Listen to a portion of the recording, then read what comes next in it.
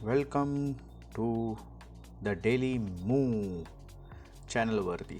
माझं नाव श्रीकांत. सांगू इच्छितो माझा दैनंदिन जीवनाचे अनुभव.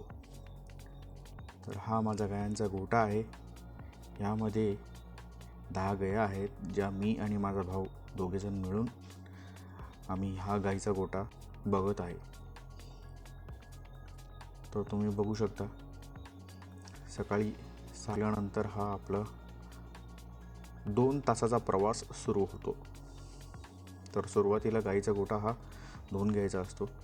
आज सकाळी जरा पावसाचं वातावरण झालं होतं, त्यामुळे तुम्ही पाहू शकता इथे मुक्त गोठा म्हणजे या साईडला ना गाया आम्ही सोडतो.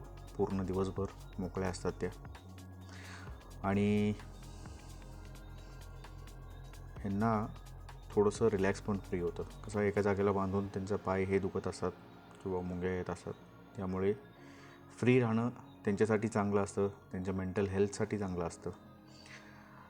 साफसफाई झाल्यानंतर बघू शकता तुम्ही की मी त्यांना भरडा देतो. भरडा हा कशाला उपयोगी येतो, तर भरडा हा त्यांच्या दुधाचं जी कमतरता आहे किंवा त्यांच्या अंगामध्ये जी काही कमतरता होते दर दिवशी दूध काढल्यानंतर, ते भरून घेण्यासाठी त्यांना काहीतरी एक सप्लिमेंटरी हवं असतं. सप्लिमेंटरी म्हणजे एक्स्ट्रा ते तिथून भेटतं. नॉर्मली चारा तर देतोच, पण त्या व्यतिरिक्त आपण ह्या गोष्टी पण करतो. त्यानंतरची प्रोसेस म्हणजे काय, मिल्किंगमध्ये आपण गायींचं दूध काढायचं बाय मशीन. कारण 10 गायांचं हाताने काढणं सोपं नाही आहे. तर एकानंतर एक तुम्ही पाहू शकता ह्या गोष्टी केल्या जातात. तसं बघायला गेलं तर गाई जी आहे ती HF ब्रीडमध्ये येते आमच्याकडे जी आहे ते.